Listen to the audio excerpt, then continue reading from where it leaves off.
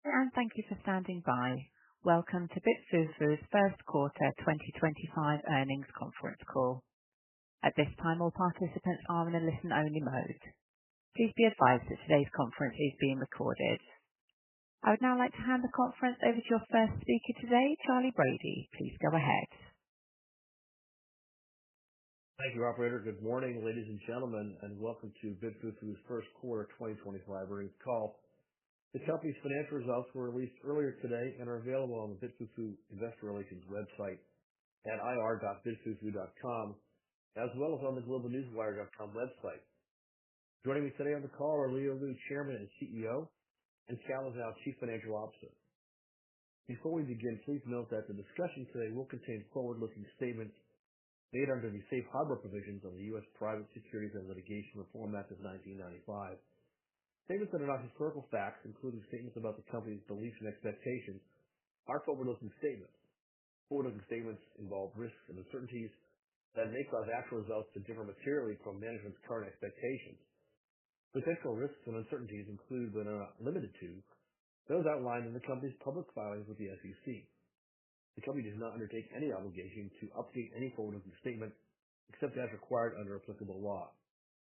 We will be discussing non-GAAP financial information on this call. The company is providing that information as a supplement to information prepared in accordance with accounting principles generally accepted in the United States or GAAP. You can find a reconciliation of these metrics to the company's reported GAAP results in the reconciliation tables provided in today's earnings release. One final note. Although we will not be conducting a Q&A on this call, questions can be emailed to ir@bitfufu.com, and we will respond as quickly as possible, generally within 24 hours. I'll now turn the call over to Leo Lu, the company's Chairman and Chief Executive Officer. Thanks, Charlie. Good morning, and thank you for joining BitFuFu's first quarter 2025 earnings call. I'll briefly cover our first quarter performance and provide updates on our strategic growth initiatives before turning it over to Calla to cover our financial results in more detail.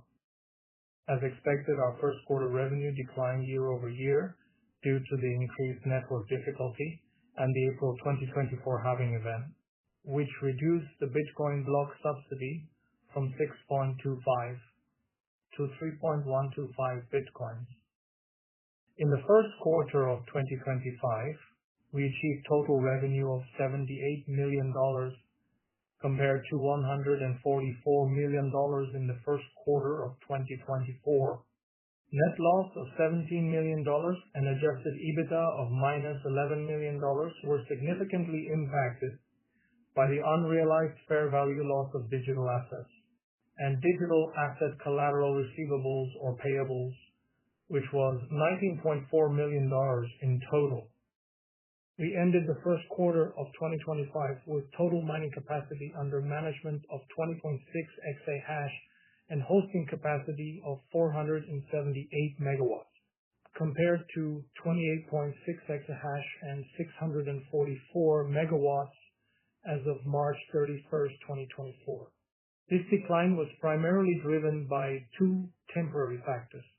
First, certain hash rate procurement contracts expired during the quarter, while the new contracts were still under negotiation at the end of March, resulting in a short-term reduction in available mining capacity.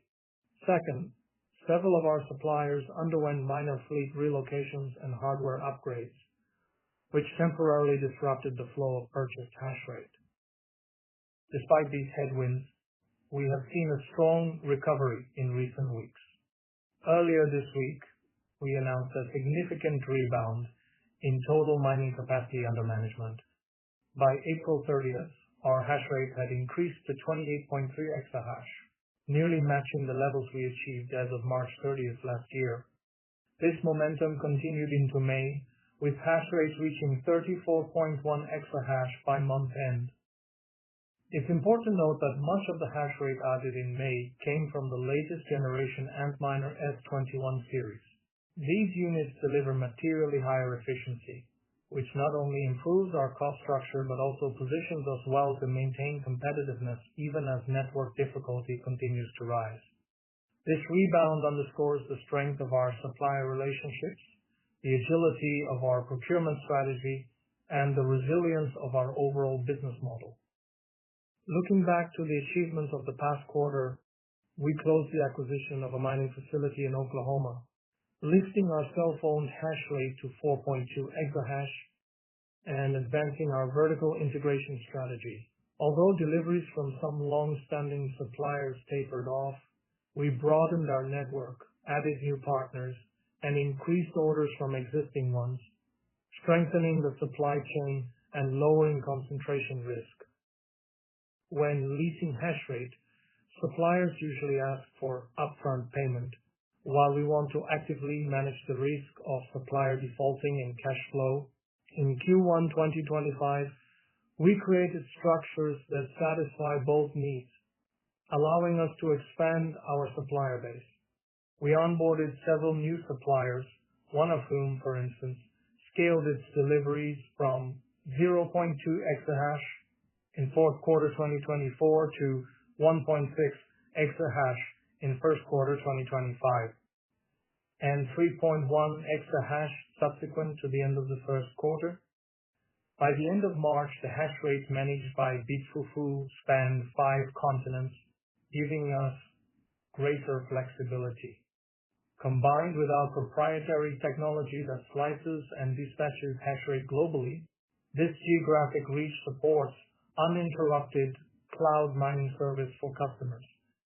We expect to replicate these supplier agreements and continue adding partners going forward. Moreover, in the first quarter of 2025, we continued expanding our global footprint, adding new customers across key growth markets in Africa and Asia. This expansion reflects the growing global demand for our integrated mining solutions and reinforces the scalability of our platform. The addition of customers in these regions not only diversifies our revenue base, but also strengthens our position in markets with increasing digital asset adoption and infrastructure investment. As we continue to build brand recognition and local partnerships in these geographies, we expect to unlock additional growth opportunities and further enhance the resilience of our business across economic cycles and regulatory environments. While the initial contribution from new customers may appear modest, this is consistent with typical onboarding behavior. New users often begin with small trial orders before transitioning to larger recurring commitments.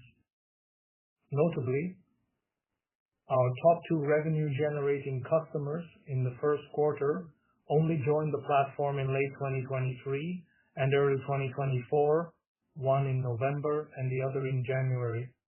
This demonstrates the potential of new accounts to scale quickly. We believe our current pipeline of new customers has the potential to become a significant contributor to future growth. During the first quarter, our average electricity price declined by 18% compared to the first quarter of 2024, due to our continuous efforts on optimize our cost structure to mitigate the impact of possible growth in future electricity costs. We have been actively joining curtailment plans in the mining sites we operate in the U.S. and explore other cheaper powers globally. Looking ahead to our capital expenditure plans for the remainder of 2025, we are actively evaluating opportunities in the U.S., Canada, and other parts of the world. These include a mix of operating facilities and greenfield development sites. The review process has been deliberate and methodical, reflecting our commitment to disciplined capital deployment.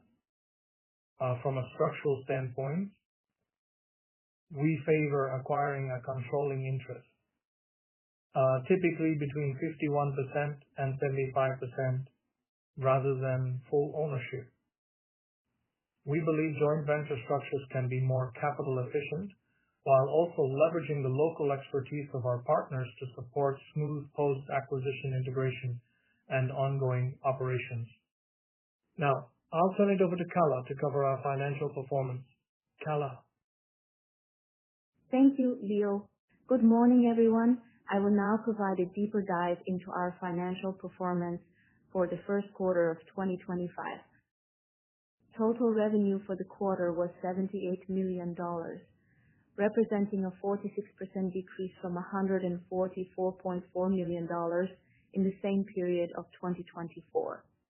In first quarter 2024, with the hash rate as high as 28.6 exahash, and before the impact of halving, we recorded the highest revenue in the 4 quarters of 2024.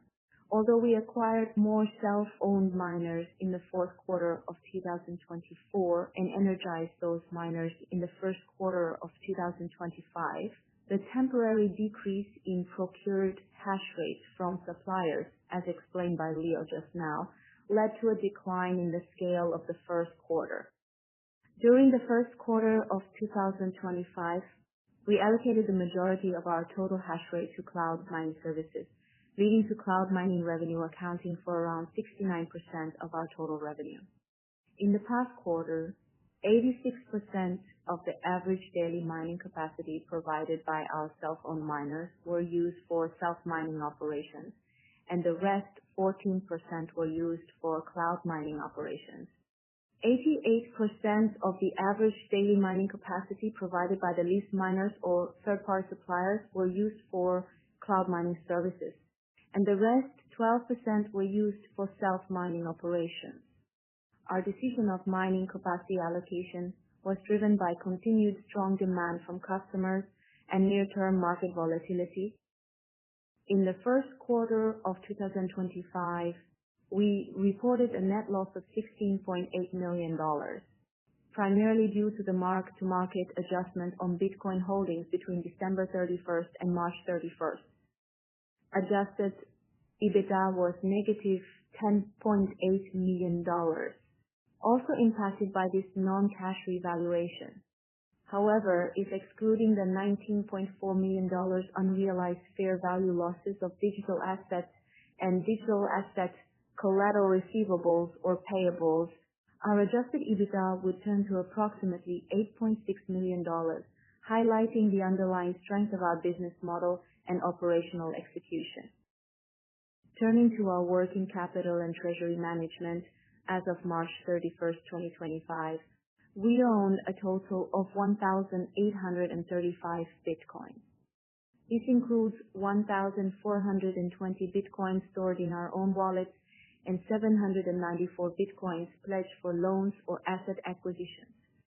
It excludes 379 Bitcoins held as collateral from customers and suppliers, which serve as performance guarantees under existing contracts. Our treasury strategy prioritizes long-term value creation. We aim to retain Bitcoin for potential price appreciation, while selectively selling a portion to meet working capital needs. To manage liquidity risk, we sell Bitcoin on a frequent measured basis, rather than relying on large one-time sales, which helps us avoid being forced to liquidate holdings at unfavorable market prices. We anticipate higher capital expenditures in the future, particularly when we move forward with the acquisition of additional mining equipment or sites. At that time, we expect to fund these investments through a combination of existing balance sheet resources and proceeds from financing activities raised in advance. Under our framework agreement with Bitmain, we have secured access to up to 80,000 Antminer S21 series or the latest model, ensuring ample supply to support our business development. We will only purchase additional miners for our own operations if we acquire new mining sites, as all 3 of our currently secured facilities are fully deployed. In addition, we may procure Antminers for selling purposes. As discussed on our previous earnings call, the goal of our mining machine sales business is not simply transactional. It is part of a broader strategy to deliver value-added end-to-end solutions for our customers. By offering mining hardware alongside our cloud mining and hosting services, we're able to provide a comprehensive service package This integrated approach deepens customer relationships, unlocks cross-selling opportunities, and solidifies our position as a full-service provider in the Bitcoin mining ecosystem. I'd also like to take this opportunity to highlight our approach to credit and counterparty risk management. First, before entering into any new partnership, we conduct a thorough risk assessment. We only engage with counterparties that meet our internal standards. Second, we generally require secured assets as part of our commercial arrangements. In our cloud mining and mining machine sales businesses, most customers are required to pay service fees in advance. Only a limited number of VIP clients are granted credit terms, and even then, we require them to pledge Bitcoin as collateral to ensure timely payment. Third, to mitigate risks related to asset custody, we store the majority of our crypto assets in cold wallets. When assets must be held in hot wallets, we ensure they are protected by sufficient insurance coverage. These measures are designed to protect our financial position, ensure reliable cash flows, and safeguard the digital assets under our management. Regarding our debt management, our plan is to repay a portion of the outstanding long-term payables over the coming year. This repayment will be funded through a combination of proceeds from operations and potential capital raised through financing activities. For the remaining balance, we intend to pursue an extension of the terms to maintain financial flexibility. As of March 31st, 2025, our total outstanding loan balance was $40 million. Approximately 60% of these proceeds have been used to support credit sales extended to select customers and will be repaid by the customers within 1 year. Regarding the impact of U.S. tariffs on our business, like most public miners, the majority of our mining hardware is sourced from Southeast Asia, such as Malaysia. While tariff levels may vary depending on origin and product classification, we are actively monitoring developments and assessing any potential implications for our cost structure. Importantly, our strategic plan to invest in mining infrastructure and equipment in the U.S. and other suitable regions remains unchanged. I'll now turn the call back to Leo for his closing remarks. Thanks, Calla.